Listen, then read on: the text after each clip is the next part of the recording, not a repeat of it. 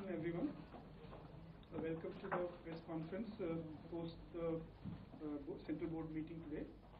Today we have with us Honorable Finance Minister Shri Nirmala Sitharaman, Minister of State Dr. Bharat Karaj, Minister of State Shri and respected Governor Shri Shaktikanta, along with our Deputy Governors. I welcome all of you for this press conference. Sir, would you like to indicate the names? Or no, I'll follow? Yeah. Sir. So, ma'am, with your permission, start the. So, first of all, I'll call out Ms. Deepshika Stikarwar, Economic Times.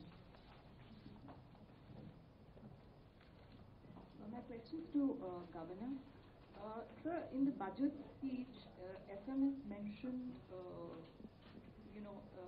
a para on financial sector, which includes prior pre-consultation and also setting timelines for regulatory applications. What does this mean for RBI? What would it entail?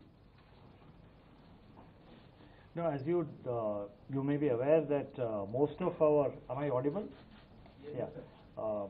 Whenever any new policy measure is taken, when any new regulatory guideline or any other announcement is made in the, made by the Reserve Bank, the budget suggests that Reserve Bank, or for that matter, measures taken by other financial sector regulators, there has to be some amount of advanced consultation with the stakeholders.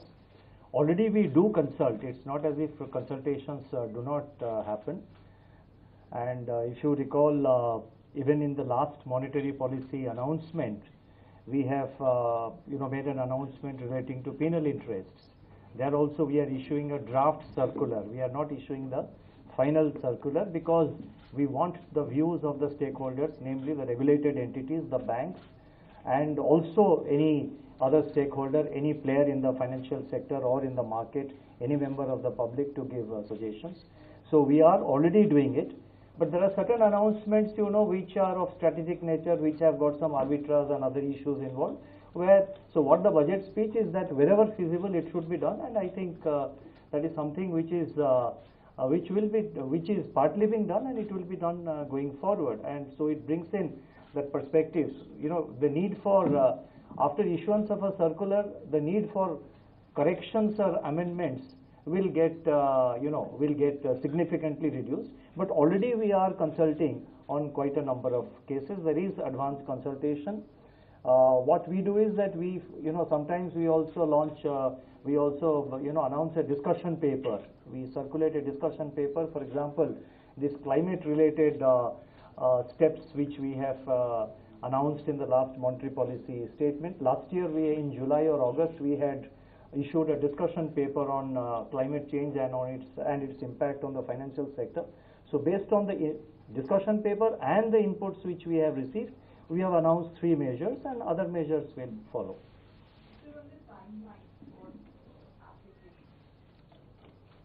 Yeah, timeline, we already, we have, wherever timelines are not there, timelines will be prescribed. The main difficulty that we face is that, wherever there is an application by, let us say, to start a bank or to start an NBFC or to become a payment system aggregator, we have to do what is called a fit and proper check, a check of fit and proper criteria.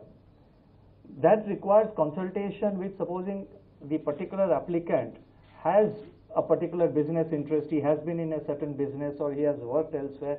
So we need to get inputs from the regulators, the various regulators and various agencies within the country. And if he has had an external presence, we have to get inputs from the regulators or from the various agencies in that country. Now that takes time. We do really, remind the regulators or the other agencies in foreign countries to get their inputs. That takes time. And that is a process which we constantly try to impress upon the other country regulators. So it will be our endeavor to adhere to the timelines, but sometimes there is delay mainly because we don't get the inputs from, particularly from overseas regulators and agencies from whom we need to get the required information. Thank you, sir. I'll move on to Ms. Sapna Das from CNBC TVT. Just pause again. Good afternoon, ma'am. Good afternoon, sir. Two questions. First, to the governor, sir. In the MPC for FY24, you're projecting inflation at 5.3%. Have you factored in crude at around 95 odd to a dollar, slightly lower than the $100 benchmark that you had kept last year? So, is that a safe number to go with, given the geopolitical risks? Just yesterday or day before, Russia again has cut output by around 2 lakh barrels per day, for instance. Second, sir, so far there has been a price freeze on retail prices of fuel, petrol and diesel. So far, whenever the projections have been made, you have done it sans that impact. And in case in the coming time, we don't know when, if the price freeze goes away, depending on the international projections, whatever the market prices. So how do you see that trajectory impacting your inflation? That's one. Second, ma'am, a slightly different question, ma'am. SC has raised concerns on the Hindenburg Adani matter. The apex court has suggested that the framework, the investor framework, may have to be relooked with the finance and SEBI as a regulator. Also, there could be some corporate governance issues that need to be addressed. So, how would you look at this scenario? Your assessment. You have also made some comments earlier as well. Thank you very much.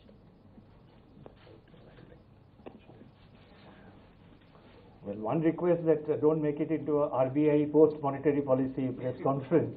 But on the oil assumption, we have assumed, yes, $95 per barrel. The average this year has been $93 per barrel. Starting from the beginning of the year, when immediately after the beginning of the war in Europe, the oil prices even crossed $120 per barrel. So the average is about $93. And all factors have been taken into consideration. The forward markets are giving a much more benign picture with regard to the oil prices, but we have been very conservative in our assessment, and our inflation projection of 5.3% for the whole year 23-24, we have said that the risks are evenly balanced. So if the oil prices remain, go down significantly, and if there is advantage of other commodity prices, it will work, to our favor in terms of leading to lower inflation. But if the demand for oil due to opening up of the countries and due to the higher growth in other countries, then the oil, the commodity prices may go up. But having said that, I would like to add that as I have said in my statement the other day, that the global economic outlook does not look as grim as it did, let's say, about 6 months ago. The talk of a deep recession in many countries, including advanced countries, that is behind us. Now, the talk around the world is either a softer recession or just a global slowdown. So, therefore, the risks are evenly balanced. We have to wait and see how it plays out. Sapna, I'd like to ask you to repeat your question.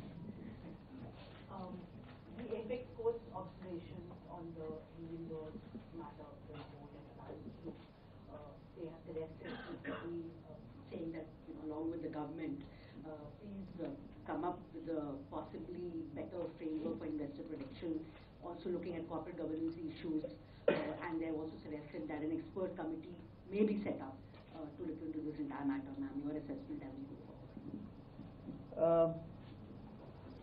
Obviously, you're not expecting me to say to you or to this gathering of senior journalists what I will be saying in the court. Yeah? One.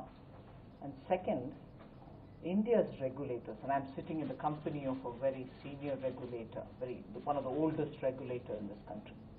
India's regulators are very, very experienced.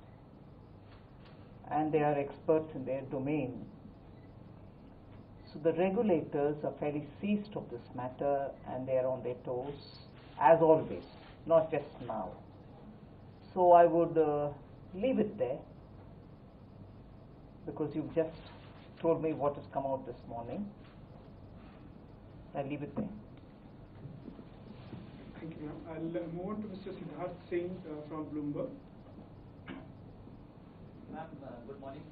Just wanted to ask you, ma'am, you brought a new scheme. Might take the mic. You brought a new scheme for income tax exemption up to 7 lakhs. So I was just wondering, ma'am, don't you think that class of people are the most vulnerable class? So who would need to be, pushed to save, be savers, or look for a health insurance instead of just giving them that kind of a tax rate and allowing them to retain that money? What has this new step taken for the new tax regime which was brought in 2 years ago done effectively? It is effectively because of the way we've allowed for standard deduction and also the rates which have been fixed, tax rates which have been fixed for different slabs. What exactly has it done? It has actually left more money in the hands of the people, the taxpayer, right? The householder. So over and above what he pays as tax, the money left in his hands are for him to decide what he wants to do with it. Why should I underestimate the decision-making ability of a householder who takes care of his family, runs his family, takes care of future interests of the household, saying you put your money here, I'll incentivize you to do it, but you may not want to put it there because I've not given incentive. Absolutely, I don't think it is necessary for the government to even induce any such measures or give inducements. A person who earns his money and who runs his household is wise enough to know where he has to put his money. He'll save, he'll cover with insurance himself and his family and everything else. That's up to him to make. So I've not discouraged him from doing anything. Nor am I, let's say, in the new regime, incentivizing him to do anything in particular. It's for him to take a call. Thank you. I'll move on to Mr. Sitharaman, Times of India.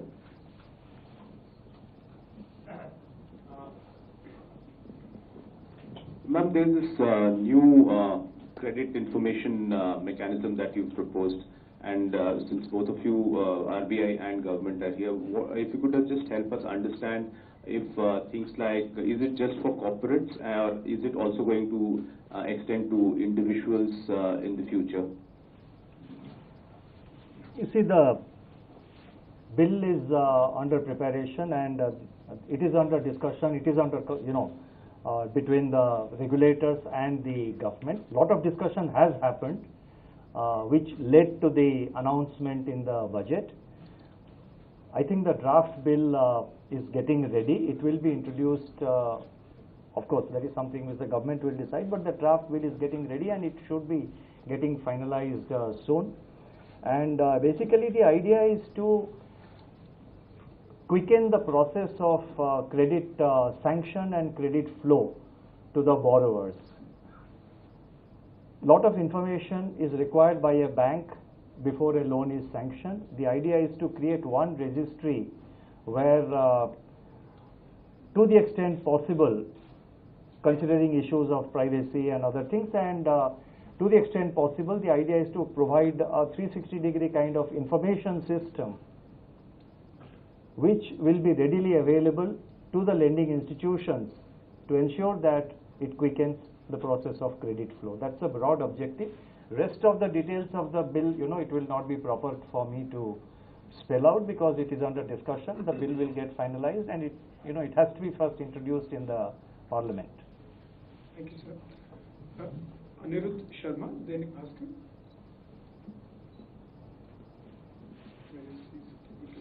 Then we'll move on to Mr. Lakshman Rao, CNBC Awas. Thank you, sir, for the question. Answer what you got. Okay, thank you. Thank you. I'll move on to Mr. Shishir Sinha, the individual slide. Good morning, ma'am. Good morning, sir. Sir, my question to you, sir, Governor, sir. Since we have seen successive rate hikes, and that is also impacting home loan buyers, or home buyers, because their EMI have gone up, and it is also affecting demand in the real estate sector. So what is your assessment on this thing, sir? No, assessment on? The EMI have gone up, and also the home demand for new homes are also coming down. So what is your assessment because of the successive rate hikes? No, please keep in mind that I think the interest rates have just moved into the positive territory. We had negative interest rates for the last 3 years, and persistent, the continuation of negative interest rates for far too long can create instability in the financial system.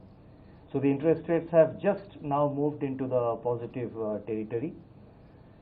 Negative interest rates for a long time has a lot of risks which have to be avoided. Second thing is that there is also, when interest rates are rising, there is also somebody called the depositor. His interest has to be taken into account. But the larger point is that we are mandated under the law to maintain price stability, which is an important component of financial stability. And as a part of price stability requirements, the Monetary Policy Committee is taking various decisions, and our interest rate increase is a part of that process. The rest of it, the deposit rates, the lending rates, as you are aware, they are all deregulated, and it is left to the banks to decide their rates. Market competition will decide what should be the rate, both in the deposit side as well as in the lending side. Thank you, sir. Siddharth, personally, information. Yeah, please. Hi, Siddharth from Money Controller. This is for both the governor and ma'am. This regarding the new income tax regime. Some people, like you said, it's not up to the government to decide whether the person should spend or save. Assuming they spend more, could that lead to a greater mismatch between savings and investments, which could perhaps widen the current account, India's current account or balance of payments deficit? Would you like to income tax or something? No, I will certainly say. On the one hand, there are people, even in your fraternity, who tell me that I've done this to pep up consumption. On the other, there are some among yours who say that this might hurt saving and therefore investments. A simple step towards giving more money in the hands of particularly the middle class, particularly the income brackets that I've covered, in order that they decide how they want to use it. And rightly, I'm not blaming anybody here, just leads to a lot of inference, each according to his inference, a certain opinion gets generated.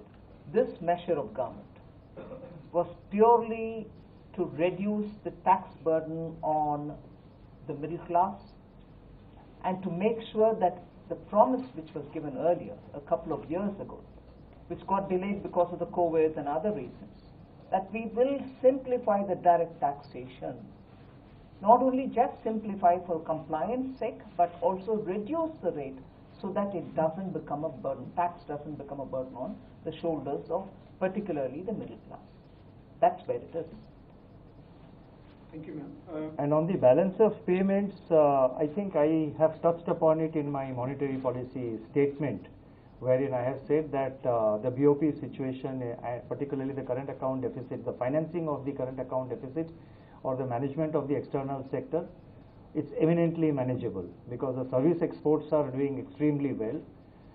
The remittances have gone up. In fact, remittances are something like 27% as per the growth in remittances is 27% as per the latest data.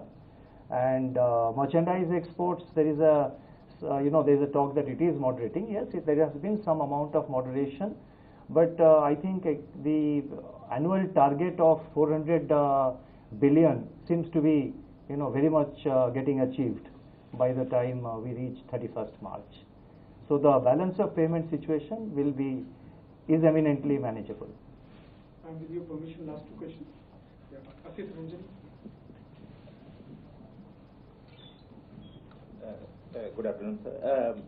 After the budget, ma'am, in one of the interviews you had said that the inflation decline is not momentary and RBI shouldn't be under pressure to continue increasing interest rates. but obviously the... Oh, did I use these words? I'll read it out, ma'am. Yeah, it might benefit me. Quote me.